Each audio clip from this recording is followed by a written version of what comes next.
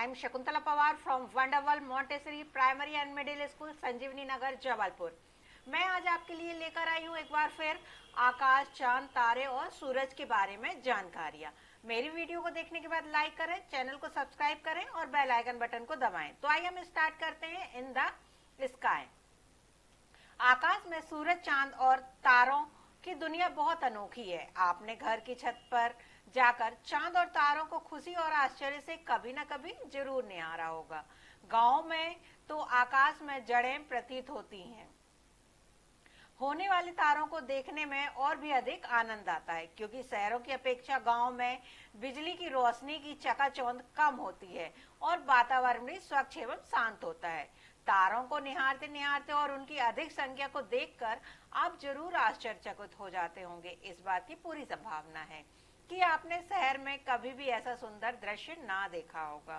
तारों को रोज देखने से आपके मन में कई सवाल उठते होंगे कि आकाश में ये तारे हमसे कितनी दूर हैं, ये हमेशा क्यों चमकते दिखाई देते हैं, ये कब तक चमकते रहते होंगे, क्या इन तारों का जन्म भी होता है, क्या इनकी मृत्यु भी होती है, आकाश में कुल कितने तारे हैं, क्या सूर्य भी एक तारा है, यदि सूर्य भी एक तारा है तो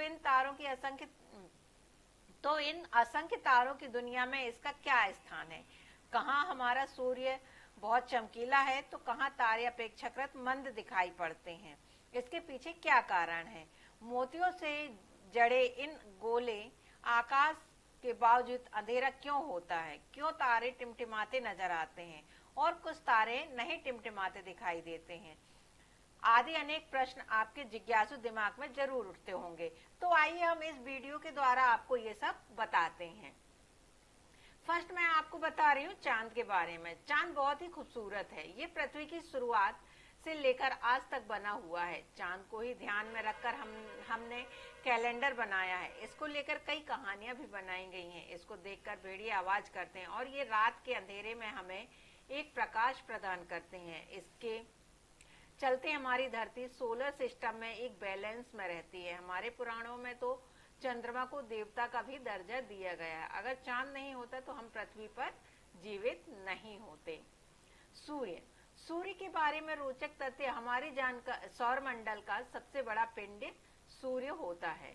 यह एक जलता हुआ गैसीय पिंड है जिसको हम सूक्ष्मदर्शी की सहायता से आसानी से नहीं देख पाते हैं।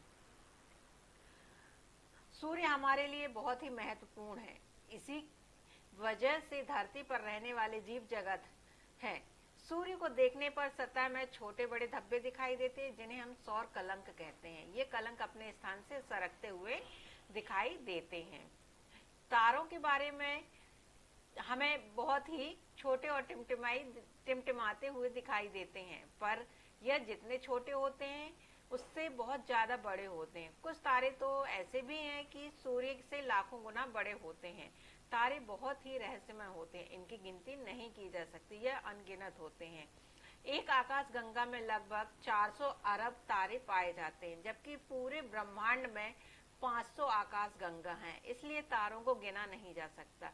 जिनकी नजर अच्छी होती वे व्यक्ति एक बार में 2000 से 2500 तारे ही देख सकते हैं। सबसे ठंडे तारे का रंग लाल होता है, जबकि सबसे गर्म तारे का रंग नीला होता है। सूर्य भी एक तारा जो पृथ्वी के नजदीक होने के कारण यह ज्यादा चमकदार दिखाई देता है। हम अपने आसपास पेड़ पौधे, जीव जंतु के अलावा तरह तरह की चीजें देखते हैं। हम आसमान में सूर्य, चांद और तारे देखते हैं, लेकिन एक समय था जब यह चीजें नहीं थी। वह समय बिग बैंग की घटना से पहले का है। उस समय ना तो समय और ना ही स्थान नाम की कोई चीज होती थी। 12 से 14 अरब वर्ष पहले हमारा पूरा ब्रह्मांड एक बिंदु में सिमटा हुआ था। अब सबसे बड़ा सवाल यह कि दुनिया में जब कुछ मौजूद ही नहीं था तो इतनी सारी चीजें अस्तित्व में कैसे आ गईं। यूं समझ लीजिए कि पूरी दुनिया की रचना जिन कणों और ऊर्जा के कारण संभव हुई वह एक छोटे से गेंद जैसी चीज में समाये हुए थी। फिर अचानक से एक घटना हुई और बिंदु में मौजूदा कण हर तरफ फैल गए। ये कण तेजी से एक दूसरे से दूर भागने लगे। इस घटना को ही बिग बैंग के नाम से जाना जाता है। वैसे बिग बैंग को कुछ लोग महाविस्फोट समझ लेते हैं और कहते हैं कि यह महाविस्फोट से दुनिया का जन्म हुआ है, लेकिन यह सही नहीं है। हकीकत यह है कि अचानक ब्रह्मांड के सिमटे हुए बिंदु का विस्तार शुरू हो गया, जो अब तक जारी है। आज के लिए इतना ही। धन्यवाद।